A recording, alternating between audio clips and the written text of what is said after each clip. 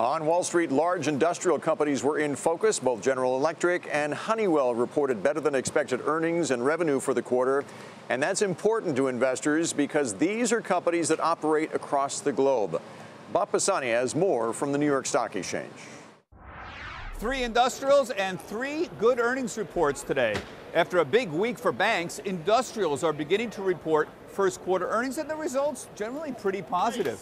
General Electric, Honeywell, and toolmaker Stanley Works Black & Decker all reported earnings above expectations today. More important was the guidance for the full year. General Electric affirmed its full year guidance. Honeywell and Stanley Works both raised guidance modestly. That's part of a trend. Yesterday, Dover and paint maker Sherwin-Williams both beat expectations, and they also raised their full year guidance. So it's a little bit early in the earnings season, but it's a good start overall. These big industrial companies are important because they sell a lot of products all over the world. So they're a good gauge of not just the U.S. economy, but even the global economy. Honeywell, for example, gets more than 40% of its revenues outside the United States.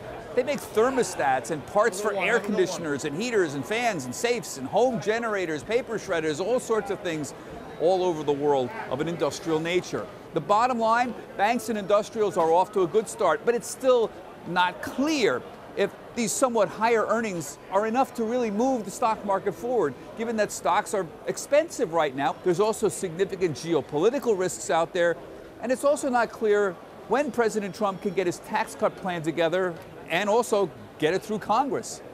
A lot of unknowns right now. For Nightly Business Report, I'm Bob Pisani at the New York Stock Exchange.